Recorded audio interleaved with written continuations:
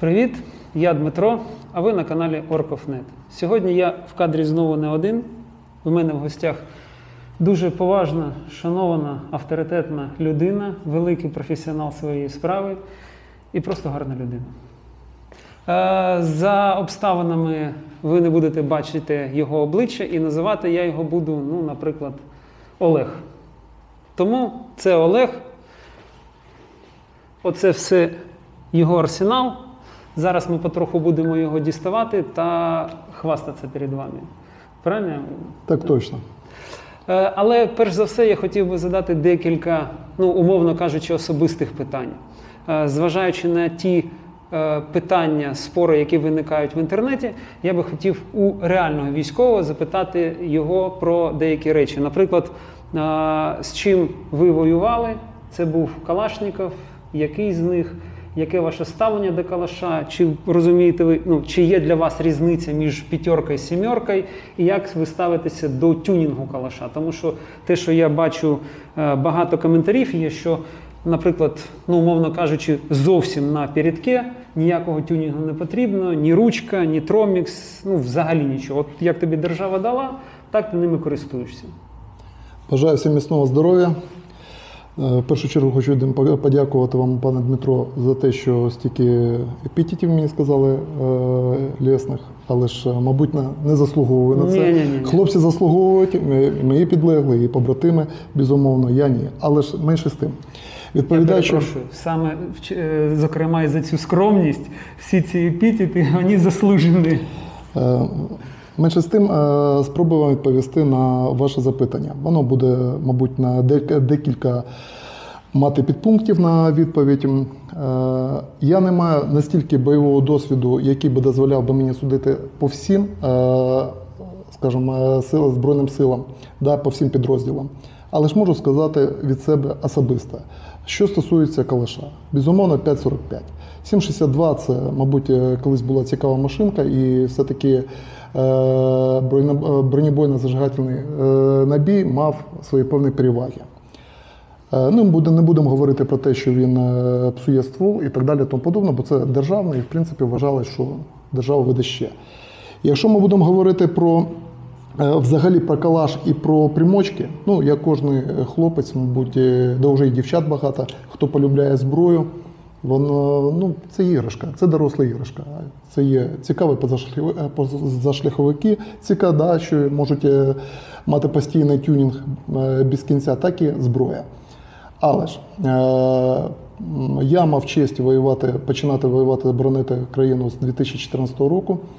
І зрозуміло, що як тільки ми починали теж з Добробата, приходили люди, багато хто без досвіду, і всі хотіли мати якусь цікаву річ. І тому калаші, які були отримані, а багато спочатку приходили зі своєю зброєю, починали тюнінгуватися. Тюнінг був великий, на калаші було все, що треба і не треба. Хто з хлопців згадає, то може посміхнеться. Але ж після першого виходу кожен грам дійсно ставав кілограмом. І це правда. І починалось. Спочатку приходять нові хлопці в підрозділ, всі вже бували. Що там? Дивись, який у мене каліматор. Треба? О, да, треба, каліматор треба, то треба, сьо треба. Все, у людини вже ввішаний ствол, він довольний, щось вимінив, щось корисне. Хлопці взяли, повимінювали себе, бачу, через тиждень вже шукає, хто прийшов новий, кому це треба. Може, у когось був інший досвід. Безумовно, зараз тоді був тюнінг такий, зараз вже і технології всі пішли вперед, і можливості купити якісні, цікаві речі, які розроблені безпосередньо компаніями, які мають величезний досвід, і які застосовували професіоналів, які підказували, як краще зробити. Тому, безумовно, сьогодні є можливість для тюнінгу.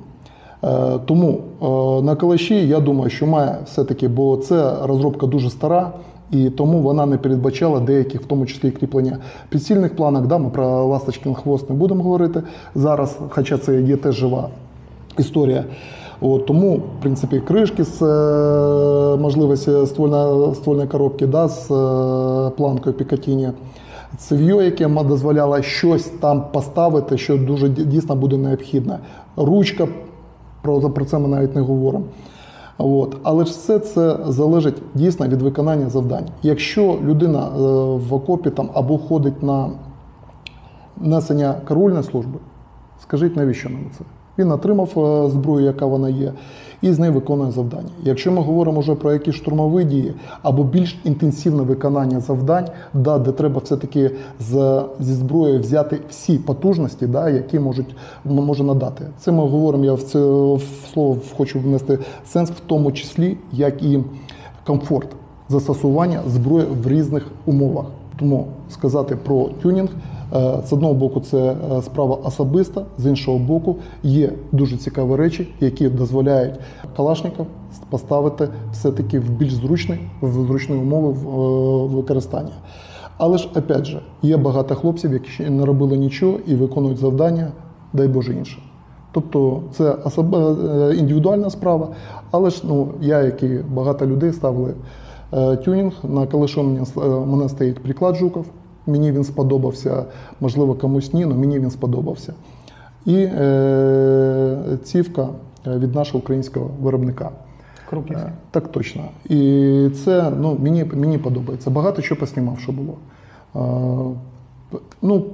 Ще моя думка, що калаш дозволяє все-таки встановлення коліматора, і коліматор – це річ хороша. Там, в залежності від того, кому там які треба, там хтось може буде ставити збільшувач, там хтось буде ставити ЛПВО, тобто загонник, як в народі нас кажуть, то це вже інші моменти, а коліматор він дозволяє швидше прицілитися і швидше виконувати певні моменти на... Щоб завершити з калашем, як на вашу думку, куди можна встановити коліматор на калаші, щоб закрити тему з калашем?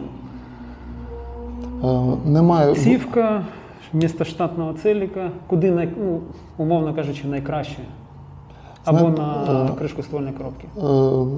Пане Дмитро, хочу вам сказати, нас у вас дивляться багато дійсно фахівців, які розбираються в справі, тому не хочу показатися неосвіченим. Я собі ставив на кришку ствольної коробки. Тобто ставив туди моноліт, і на моноліт ставив приціл. Мені так зручніше. Бачив, що хлопці носили і на газовідводній трубці, але ж питання, наскільки воно краще, не краще, не можу сказати, не цікавився. На рахунок,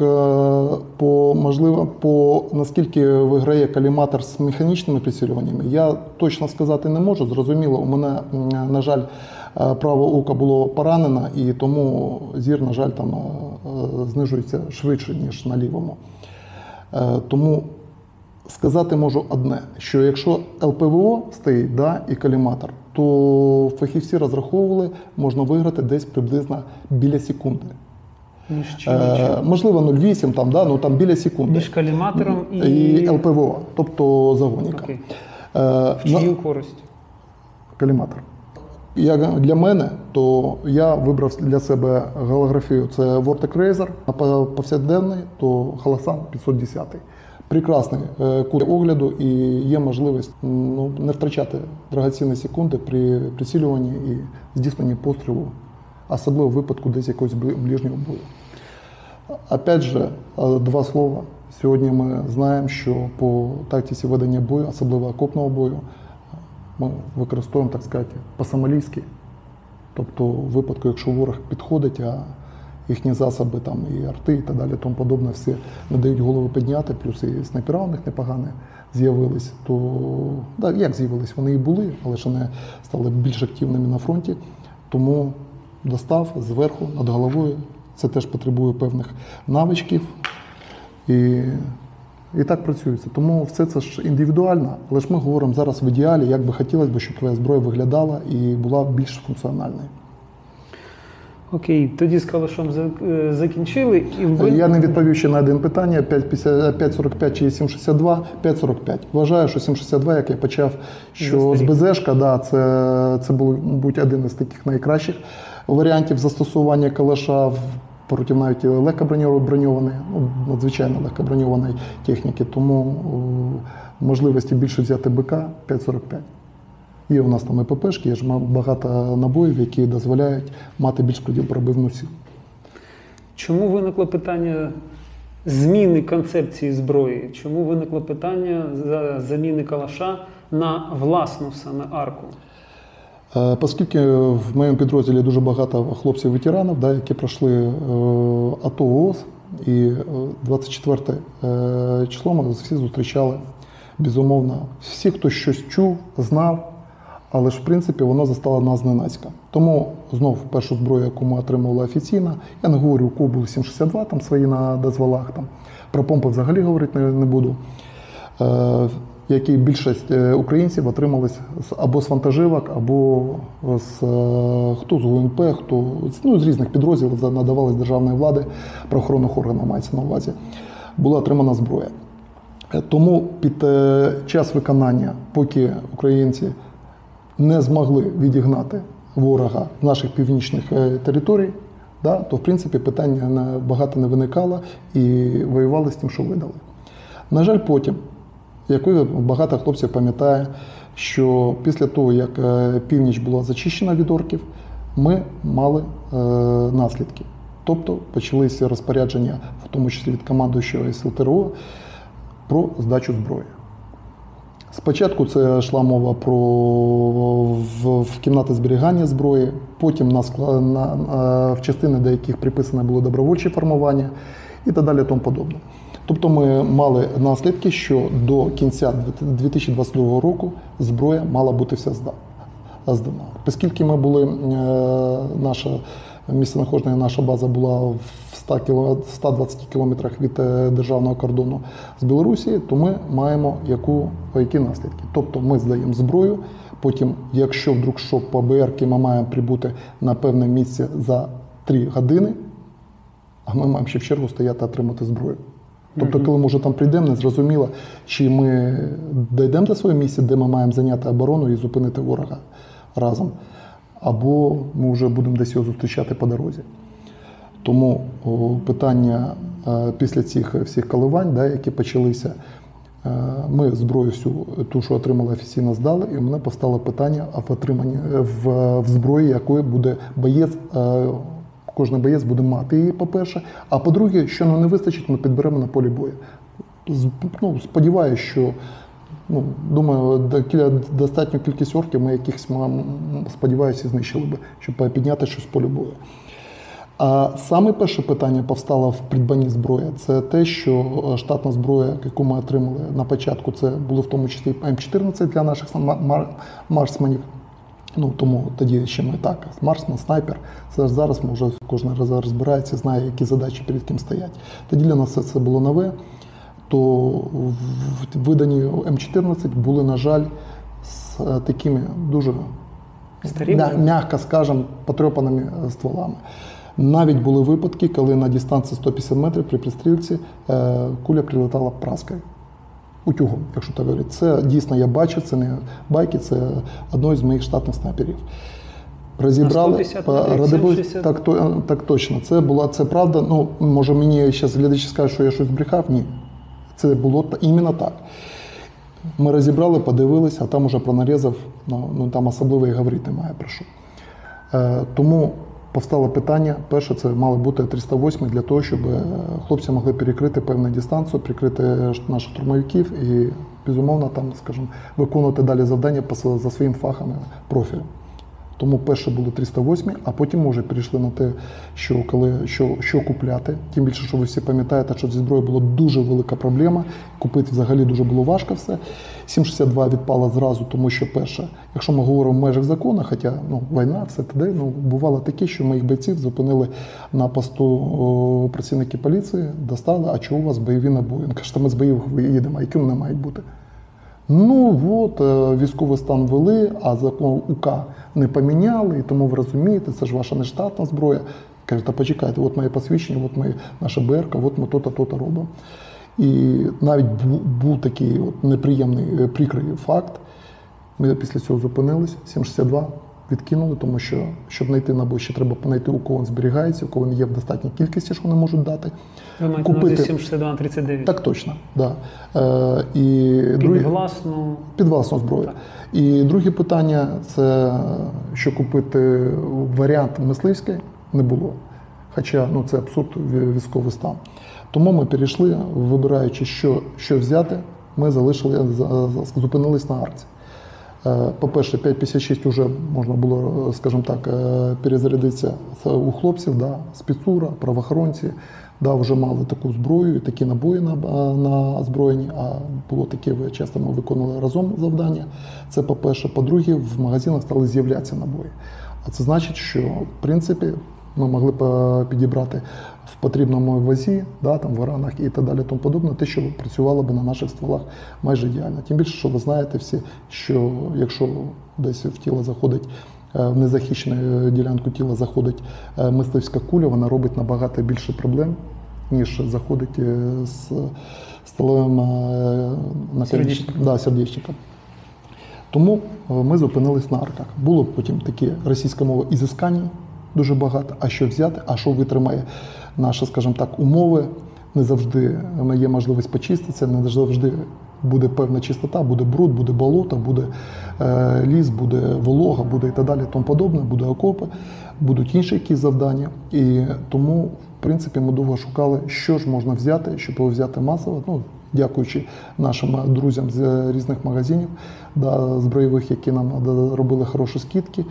Ми там підбирали зброю, яка могла би служити, да, і виконувати свої обов'язки. Зразу додам, коли приїжджаєш і виконуєш, а вже зараз ми в іншому статусі, то всі отримали калаші, є усі калаші, але працюємо, коли завдання не пов'язане з такою важкістю, да, яка буде в першу чергу з збереженням певної чистоти арки, то калаш, безумовно, робить. Про бойові аналоги АР-системи, тобто М16, М4 або інші там скари, у мене досвіду немає, бо на підрозділ така зброя не видавалась. Ну, знаю, що з наших побратимів, хто отримали їх, з наших друзів, то кажуть, що також на якийсь бруд вони йдуть з калашем. Да. Ми про бруд кажемо про дуже надважкі умови взагалі виконання бойового завдання. А так, купа, збираю купу, арка чудова. В принципі, вона досить проста. Ну, що говорити, вона трошки, да, ну, я так і кажу, що купа. От, тобто на ній працювати на 300 метрів, на 400, ну, 400 я так, ну 300-350 метрів ти працюєш точно, як треба. Далі там, безумовно, є хороші стрільці, які можуть і на 500, і до 600 метрів кажуть, що роблять, ну це не про мене, на жаль. Скажіть, будь ласка, от наскільки я розумію, сьогодні ми будемо дивитися ту зброю, яку ви вже собі вибрали, а то, що називається муки вибору. Між чим і чим вибирали? Одразу хочу попросити розказати про Штайр. Чого його не взяли, чому його не розглянули і не обрали його? Я маю на увазі АУК. Я поняв. Значить, доповідаю вам по АУГу. По-перше, АУГ уже прийшов недавно, що людина змогла привезти, показати і прокоментувати, скажімо так, його і ТТХ, але ж у кожного вояки є своя моторика відпрацьована. Тобто воїн знає і вміє, і може в будь-якій ситуації, скажімо так, працювати зі зброєю. Туди ж входить і тактична перезарядка. Да? АУГ передбачає іншу заміну в магазину. Це система Bullpup, і тому він знаходиться ззаді, і це треба трошечки себе моторику міняти. Це займе певний час. Як тільки ти перейдеш на то, береш іншу зброю, опять же, можуть бути якісь, а іноді секунда, вона дорого варта. І це не голословні слова, тому що там теж орки, вони мають і вміють, і можуть стріляти, да? І якщо це десь якась іменно ближній бій, це говорить про те, що кожна секунда на. Тому подивились, машинка дуже класна, але ж, по-перше, вона дуже дорого коштує, це по-перше, а по-друге, вона змусить нас поміняти наше, скажімо так, якусь моторику і на напрацювання, в тому числі по поводженню, не в тому числі, а по поводженню зброї. Ну і в принципі брати один АУГ на підрозділ теж сенсу немає, да? Якщо брати щось дуже ідентичне. Тобто магазин від арки не підходить. Таким чином я не зможу дати свій і отримати від побратима у нього в випадку закінчення у мене набоїв. Тому це теж дуже суттєва історія, що у всіх має бути все однакове. На чому зупинились?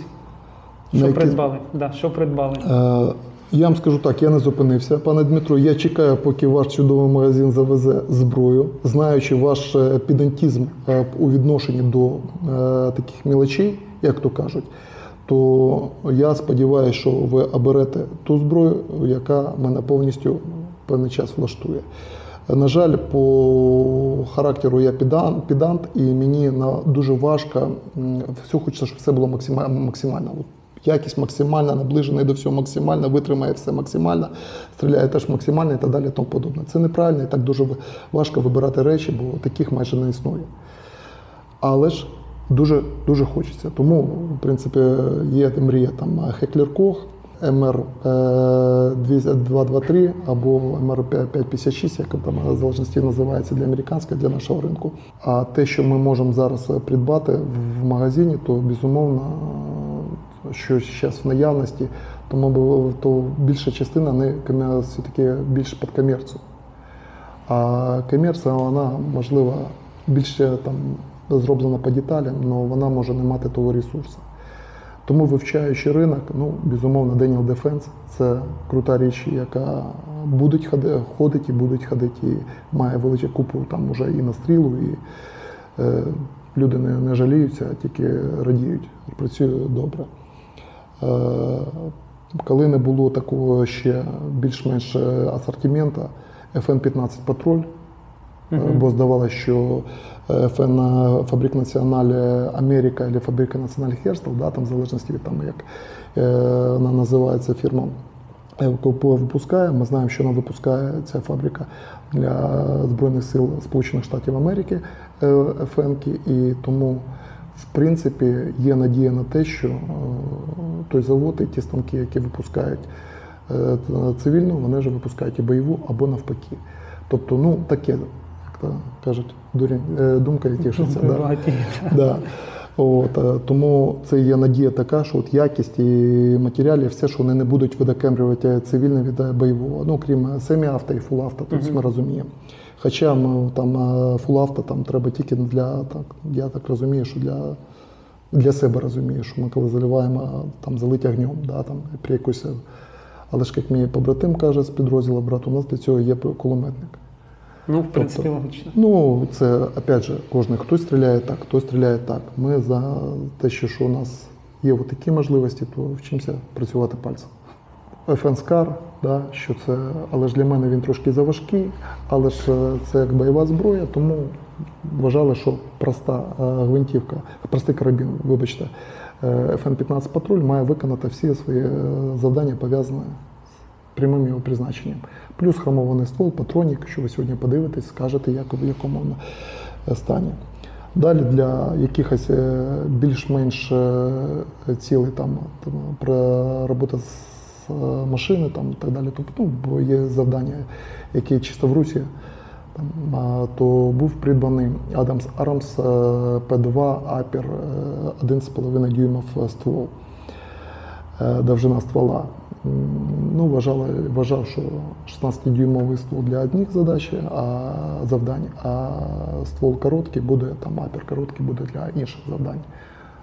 Про те ж саме CQB, тобто приміщення і так далі, тому подобне.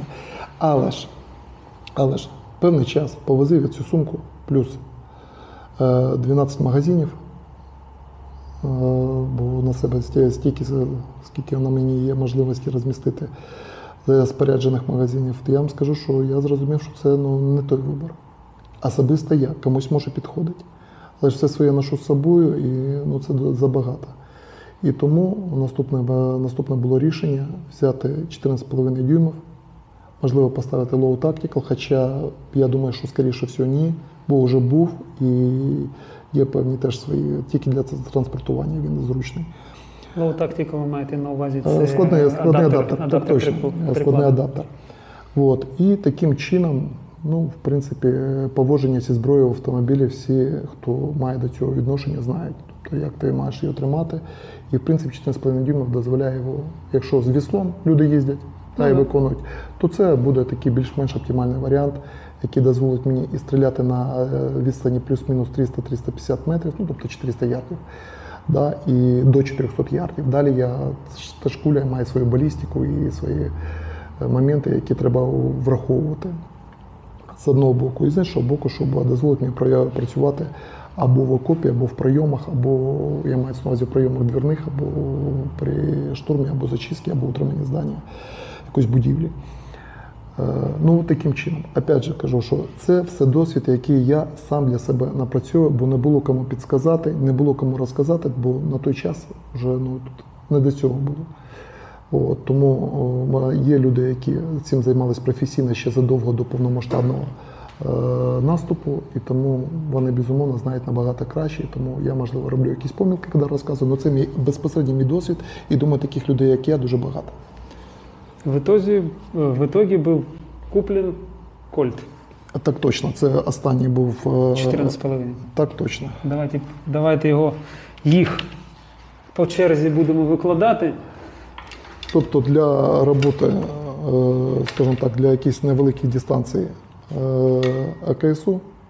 5,45 Ксюха. Дуже гарний стан. Все, Настріл який в неї? думаю, біля 1000 набжив. Думаю. Може більше трошечки все. Але ж вона слідкується все. Тобто, я ще раз це доповідав вам, може, що я педант, і я за речами намагаюся дивитися. І де не доходить до абсурду, але я люблю, коли речі всі знаходяться в гарному стані. Друга зброя. Все це особистий арсенал. Друга це FN Patrol з low tactical складним прикладом.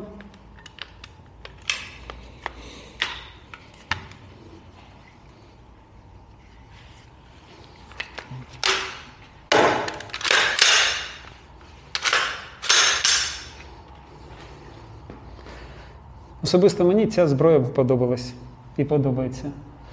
І я намагався переконати, залишити як основну бойову зброю саме оцю FN-ку. Хромований ствол, класична Ар-15. Ну, мені ця зброя дуже подобається. Я сподіваюся, що у вас в підрозділі вона все ж таки в когось залишиться. Ще хлопцями робляться дозвола, робляться ще, скажімо так, щоб кожен боєць мав свою особисту зброю.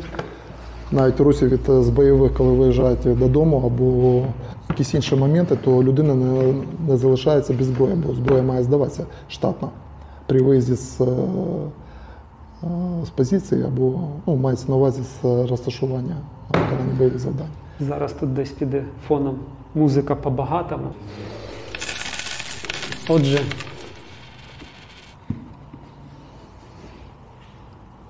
дуже по-багатому. Ну, наскільки я люблю калаш, як би це дико не звучало. Але оця гвинтівка, вона просто... це витвір мистецтва. Подивіться. Daniel Defense. В певний час поважними людьми, яких я щиро поважаю, було зроблено такий, можна сказати, подарунок.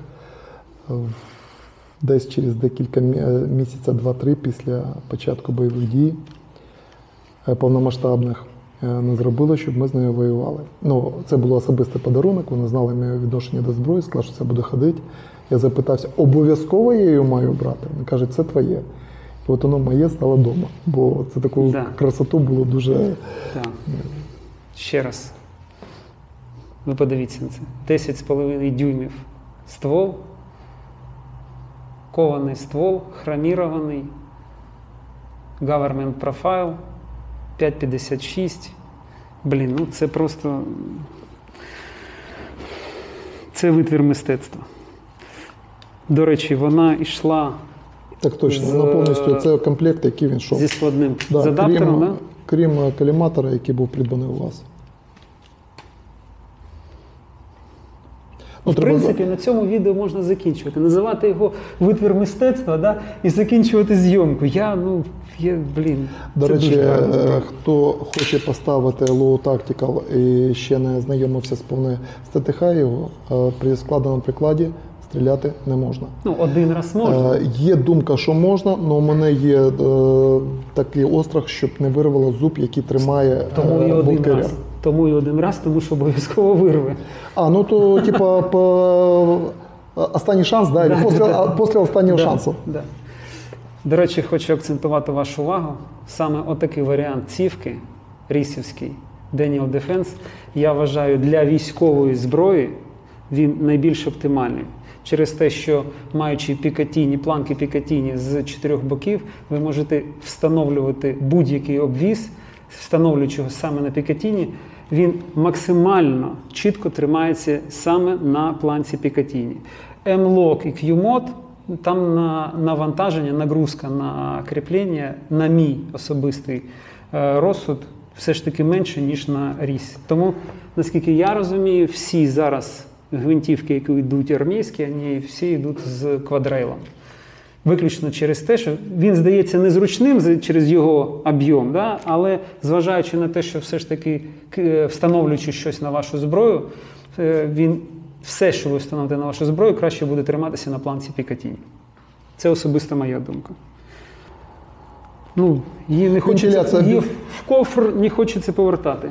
Безумовно, вентиляція буде краще, бо є більше простору для обдува, якщо так можна сказати. Це теж. Або віддачі тепла, якщо правильно обдува, а віддачі тепла.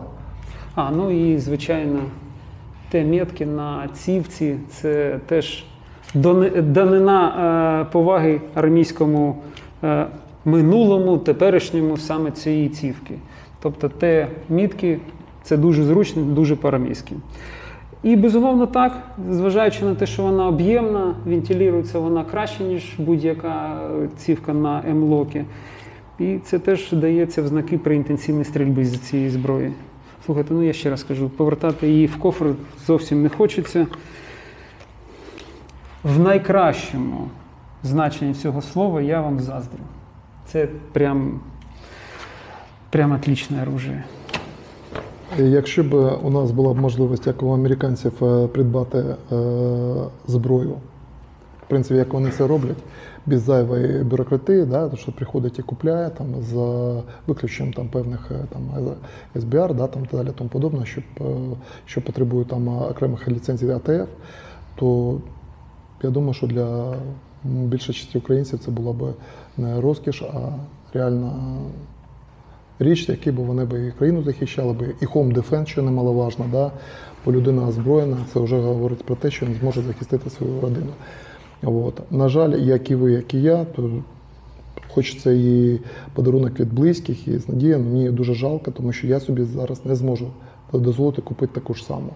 І тому замість того, щоб вона відстрілювала орків, вона лежить як витвір мистецтва, тому що це є. Гарна зброя.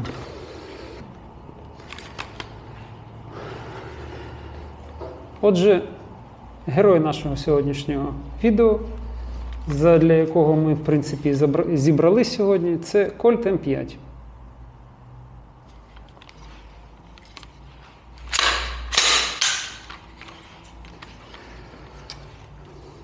Це стандартний його обвес, в якому він був придбаний в магазині. Що мене здивувало, це наявність порта під QD-антапку. Як мінімум одна планка Пікатіні, три планки Пікатіні були встановлені з магазину.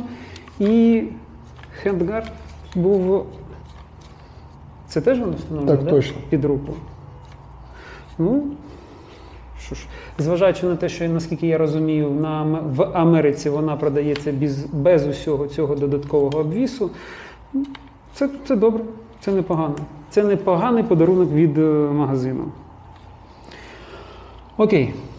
Що ми маємо по цій арці? 14,5 дюймів ствол, 1,7 твіст. Це абсолютно військовий варіант твіста, абсолютно військовий варіант ствола. Він безумовно хромований, він безумовно зроблений 4150 хромолібден.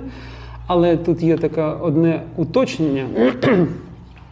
Я зануда, звичайно, але я захотів подивитися інформацію про цю зброю на офіційному сайті Кольта в Штатах. І на моє здивування, саме М5 гвинтівки в основному переліку продуктів я не знайшов. Хлопці з Кольта, я не розумію, як це можна пояснити. Тільки знаючи її SKU, я зміг на сайті знайти її, і навіть ціни немає на цю гвинтівку на сайті Кольта. Ну і безумовно, чим не заморачується Кольт, це детальним описом своєї зброї. На штатівському сайті взагалі ніякої інформації про цю зброю немає. Виключно те, що вони там пишуть, ми продовжуємо творити історію, чи щось таке вони там пишуть в себе на сайті, все. Ну, безумовно, це Кольт, коли ви його купуєте, ви маєте довіряти марки, ви маєте довіряти її досвіду, але все ж таки хлопці з Кольта могли б щось і написати. Але це виключно так, це мої брюзжання. Ця гвинтівка цікава, в принципі, тим, що вона доволі нещодавно розроблена, наскільки я зрозумів. В неї у порівнянні з класичним варіантом внесені несуттєві, але важливі зміни, і зараз ми на них зупинимось. З таких маленьких змін, а потім перейдемо до того, що мене цікавить, і я не знаю, чи перше я її розберу в Україні, але я відео в Україні ще не знайшов про саме оцю цівку. Отже, вона амбідекстерна. Мається на увазі кнопка скидання магазину з правого боку під вказівний палець, кнопка зняття зі ствольної затримки під той же вказівний палець з правого боку. І зважайте на те, що це дуже добре зроблено. Промахнутися, те, що називається, промазати в пилу боя у вас не вийде. Вони дуже непогано рознесені, і це зроблено відповідально і якісно. Це ми маємо з правого боку. Хочу звернути вашу увагу на те, що осі УСМ, вони саме в цьому кольті, вони змінні у порівнянні з класичною ARRAC-платформою. Тут зроблене потовщення, і, відповідно, самі осі УСМ, вони більшої довжини, тому якщо ви будете щось змінювати в УСМ або міняти УСМ на вашому кольті, майте на увазі, що ті осі, які будуть йти з придбаним вами УСМ, вони швидше за все не підійдуть. Вам, відповідно, буде потрібно або придбати нові, або використовувати від старого УСМ. Це просто майте на увазі. З лівого боку кнопка зняття з ствольної затримки, класичний варіант, і кнопка скидання магазину під ліву руку, з лівого боку. Що мені дуже сподобалось в варіанті кнопки скидання магазину, у переважній більшості випадків, якщо робиться ця кнопка, вона робиться на стандартну, на базове подовження зуба викидача магазину. І у переважній більшості випадків є загроза того, що під час руху об амуніцію ця кнопка спрацює і магазин випаде. На кольті вони цю кнопку, те, що називається, утопили. Скинути магазин об амуніцію, або взагалі не вийде, або потрібно буде дуже постаратися. Це добре, це зроблено по уму.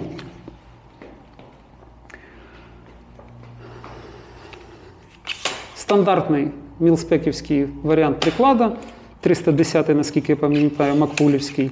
Відповідно, якщо макпулівський 310 мілспеківський тут стоїть, соответственно, труба теж мілспек. Одразу встановлено гніздо під QD-антапку. Це зручно. Мені взагалі такий варіант носіння завжди подобався більше, ніж варіант встановлення, кріплення ременя на приклад. Відповідно, по-багатому, троївські механічні прицільні. Це по-багатому. Це ж комплект. Так, теж комплект, так. Да.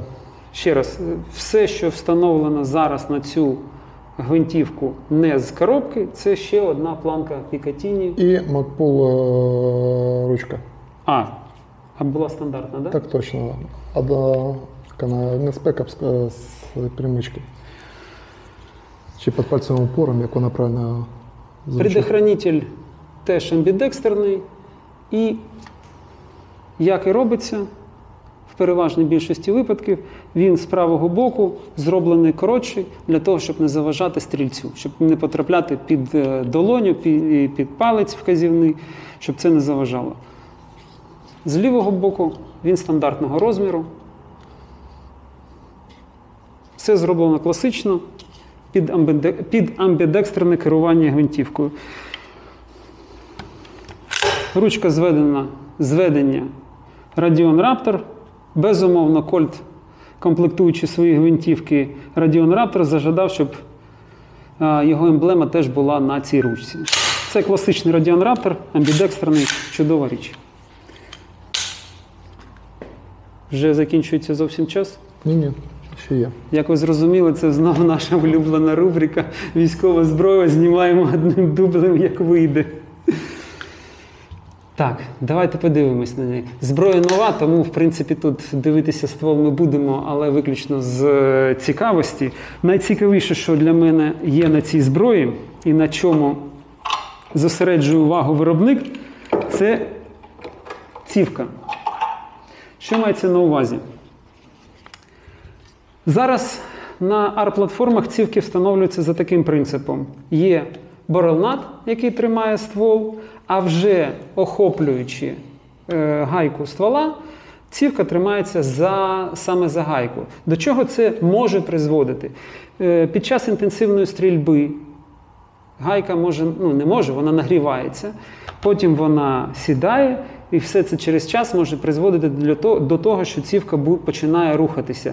Незважаючи на те, що на багатьох гвинтівках роблять заходи, під фіксацію цівки в апір, або тут, як на кольті, або роблять з боків, все рівно оцей рух, оцей нагрів, переважно нагрів гайки, він все ж таки впливає на фіксацію цівки і на орієнтацію цівки,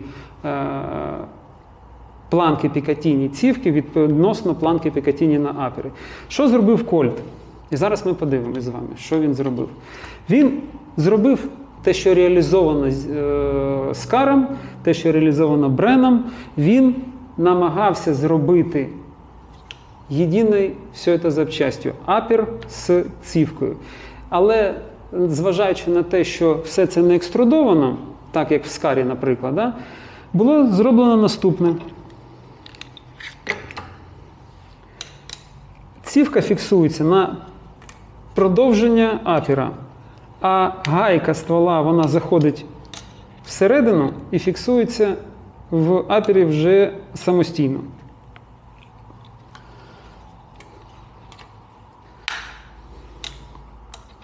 І от тепер Colt каже, що цівка дійсно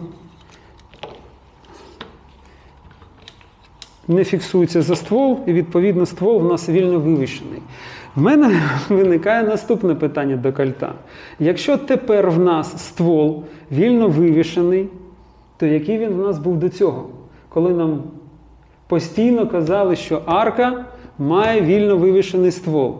Ви розберіться, скажіть нам ще раз, будь ласка, оце вільно вивішений ствол? Чи на тих гвинтівках, які йшли до цього, які ви теж продавали, як гвинтівки з вільно вивішеним стволом? Ну, це теж все із розряду брюзжання. Зараз будемо знімати. Мета вашої передачі все-таки заключається в тому, щоб допомогти людям нашим вибрати ту зброю, яка підходить під їхні завдання. Безумовно, на жаль, гаманець, бо це, як би там не було, вона стоїть коштів. І під їхні очікування. Тому що багато разів беремо зброю і немає можливості, потім вона не відповідає нашим очікуванням. Я думаю, що ми з вами перші в Україні, які зняли цю цівку. Ні, пане Дмитро, безумовно, тільки ви. Ніхто крім нас завжди перший. Ніхто крім нас. Дивіться. На звичайних арках отут вже гайка. І цівка фіксується на гайку, яка тримає ствол в апері. Оце в кольті. Продовження апера. І дійсно, таким чином ми імітуємо або максимально наближаємося до екструдованого апера умовного скара, в якому зроблений перехід з апера на цівку, все однією деталью. Кольт в цьому випадку максимально до цього наблизився. Але є інше питання. А де взяти ключ, щоб достати цей ствол? Я думаю, відповідь зброєва майстерня, і тому це зроблено як сервісна позиція. Я думаю, що зараз навіть... Тобто, якщо хочеш щось робити, маєш робити в сертифікованому центрі. Я не думаю. Я думаю, що просто їх ще немає. Можливо, і так. Тобто гвинтівка доволі нова, вона тільки зараз, умовно кажучи, зараз вийшла на ринок, позиція нова, і ключі, вони будуть, але зараз я впевнений, що по Києву, може, дійсно в Ібісі, може. І то я не впевнений, тому що вони знадобляться, ці ключі, тільки коли гвинтівки розстріляють свій ресурс ствола. Але все одно, зі своєї натури я мав це питання задати. Дивіться, ще один момент. Це газблок. Газблок, я думаю, що він зроблений з умовної мушки кольта. Оця фіксація не знизу на шплінти, а штифтами. Вона дуже нагадує штатну мушку. Тільки, зрізаною. Багато зараз гвинтівок, які там М16, наприклад, коли хлопці міняють цівку з звичайної морквини на якусь подовжену, саме так і роблять. Тобто знімають, не міняючи газблок, його просто зрізають і ставлять сюди якийсь там квадрил або ще якусь цівку. Кольт вирішив зробити саме так. До чого це призведе, коли виникне питання зміни газблоку? Ні до чого поганого, я думаю, не призведе, можна буде поміняти. Єдине, що потрібно буде якось зорієнтувати той газблок, який буде встановлюватися, щоб він совпав з отвором газовідведення. Штатна карбайн газова система. Штатний DI, тобто ніяких поршней, ніяких новомодних изысков. DI, классика, работает и будет работать. Покладемо тут, потім повернемо. Зараз підемо дивитися, що у нас всередині.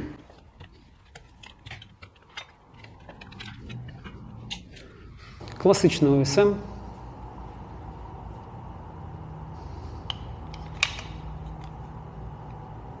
Класичний одностейджевий мілспеківський ОСМ. Зараз ми поміряємо зусилля, але я думаю, буде щось біля трохи за 3 кілограми.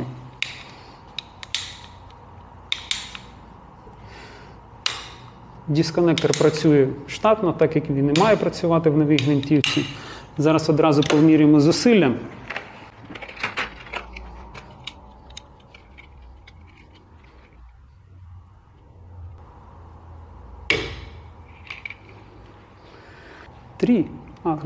Рівно 3 кілограми.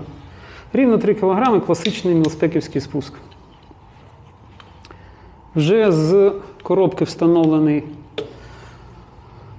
H2 буфер. І це ще раз нас повертає до військового минулого теперішнього кольта. Це саме військовий варіант буфера.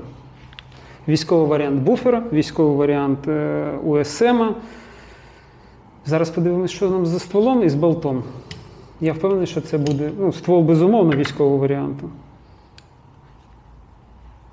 Хоча, мені цікаво, чому на стволі немає позначки 5,56.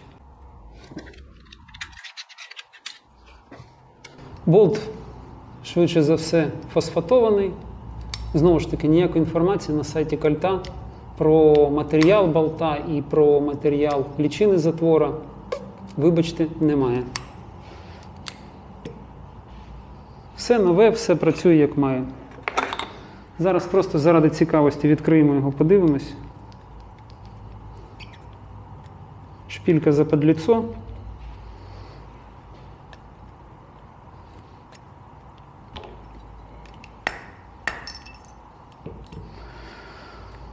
Бачите, з коробки, все ще в маслі. Безумовно, рама всередині хромована. Газовий ключ накірньон класично. Ну, безумовно, він не пілений.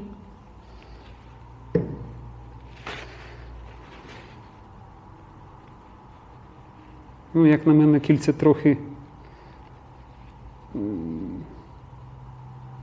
Ну, постріляєте, подивитесь. Як на мене, кільця трохи якось вільно ходять. Але може це так тут має бути, я не впевнений.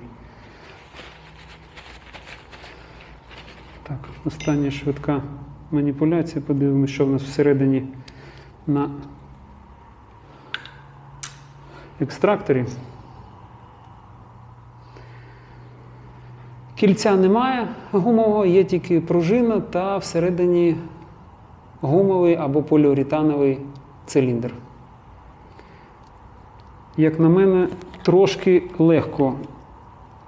легка пружина та от валік трошки легкуватий, як на мене. Ще один такий нюанс.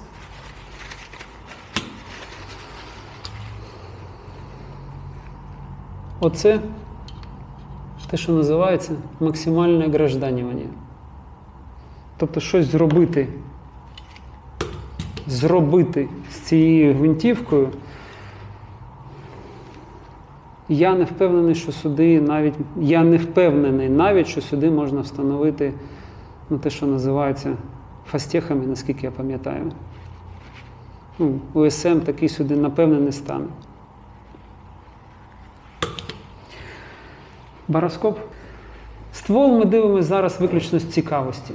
Ми хочемо подивитися, як виглядає на кольті новий хромований ствол. Тому що побачити тут якісь дефекти з заводу, я впевнений, що їх не буде. От тепер точно ми з вами бачимо корону.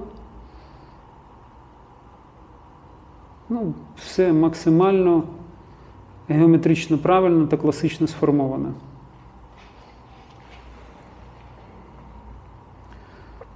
Зараз встановимо дзеркало, дивимось ствол. Дякуємо і відпускаємо.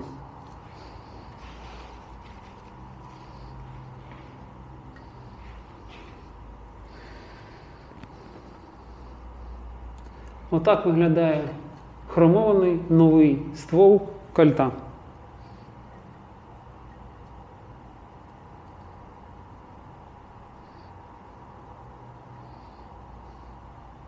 Це сліди, швидше за все, відстрілу. Він не чистився після відстрілу. Я тільки перед зйомкою вішером зняв масло і все.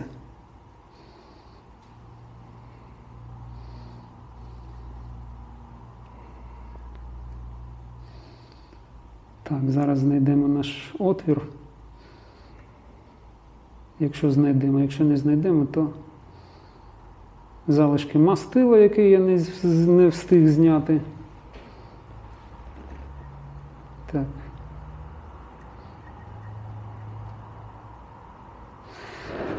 Це сліди розверстки під хромом. Це нормально, це так має бути.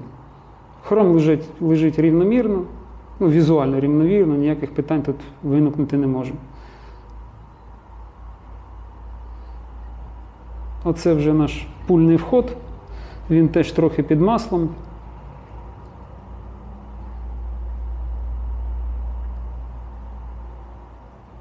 Якісно зроблений, якісної геометрії. Може одне поле трошки довше, ніж інше, але абсолютно не критично. Зважаючи на те, що діаметр дзеркала 5 мм, оця відстань, яку ми бачимо зараз різниця, вона може міліметр. Умовно кажучи, міліметр. Тобто ніяких проблем тут немає. Пульний вход, якісний пульний вход. Ніяких проблем тут я не бачу. Патронник, класичний, хромований, нецікавий патронник військової зброї. Ще раз, це ми зробили виключно з власної цікавості, подивитися, як виглядає хромований, новий от наш газовий отвір.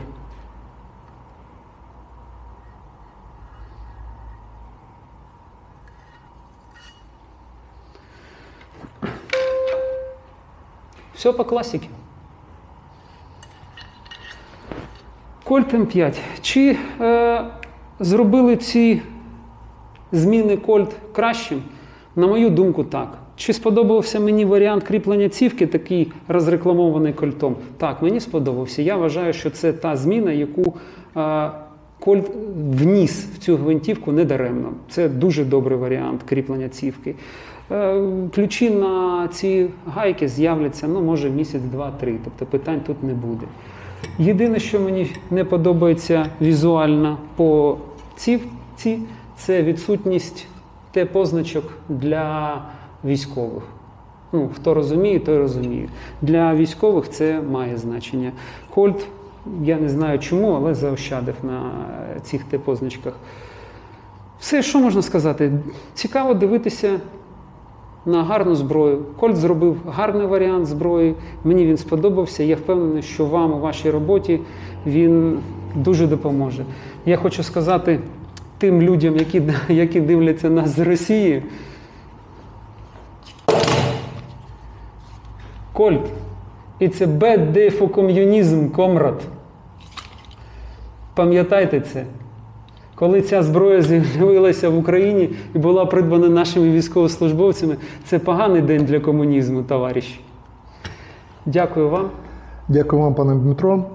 Хочу одну ремарочку сказати. Прошу. Коли ми з вами роздивлялись, ви сказали максимально гражданини. Ми розуміємо, що Кримінальний кодекс ніхто ще не відміняв. І тому, в принципі, по великому рахунку, для автоматичної стрільби вистачає штатної зброї, яка видається державою, і яка має певний ресурс, і по закінченню ресурсу буде замінена. Зі своєю зброєю не завжди так вийде. Тому, в принципі, ця зброя бралась виключно для того, щоб вона витримала всі навантаження. А економія боєприпасів, і моторика вказівного пальця, яким ми нажимаємо на гачок, вона напрацьовується. Слава Богу, вона вже певним чином напрацьована, і вона дозволяє і правильно розходувати боєзапас, і виконувати завдання, пов'язане з інтенсивною стрільбою. Я ще раз хочу привітати вас з придбанням дуже гарної гвинтівки. Це гарний варіант. Я вам... це Daniel Defense, безумовно, це моя любов. Але оце робоча лошадка. Я впевнений, що вона вас ніколи не підведе. Це гарний, дуже гарний варіант. Я радий за вас, що ви будете воювати такою зброєю. Зараз ми її зберемо і відпускаємо вас. Хочеться подякувати вам, пане Дмитро, тому що муки вибору, коли я мав можливість бути на більш спокійній частині України. Скільки раз я з вами зідзвонювався, просив, порад, тому що, як я вже сказав вначалі, не судіть строго, бо все, що я міг сказати тільки з власного досвіду, без певної професійної підготовки і, професійне знання матчасті тої чи іншої зброї. Тому скажу так, що завдячуючи вам, ми перебрали з вами дуже багато варіантів. У нас залишився зігзаур, і тому я чекаю, коли ви почнете вже займатися своєю професійною діяльністю, возити гарну і якісну зброю, також максимально наближену для виконання, важких завдань по захисту нашої країни. І тому тоді, я думаю, що буде ще одна зміна зброї. А це комусь прийде з побратимів, які ще не придбали. І, в принципі, для чого треба власна зброя? Ви мені перед початком зйомки задали таке питання, я хотів би відповісти. Зрозуміло, що командир підрозділу, ротний, взводний або і далі, командир батальйону і далі, вони все-таки, дивлячись на морально-психологічні здібності того чи іншого бійця, можуть дозволити йому мати свою зброю в підрозділі. Але якщо людина абсолютно виконує різнопланові завдання, тому я вже не буду, у нас немає часу розказати про свої якийсь досвід, де власна зброя допомогла виконати завдання, іменно допомогла, бо іншого варіанту не було. Тому можу сказати, що для наших адекватних братів бойових братів, бойових посестер – це варіант власної зброї під себе. Це дуже актуальний і важливий момент. Дякую, що дали мені можливість зібрати її в кадрі.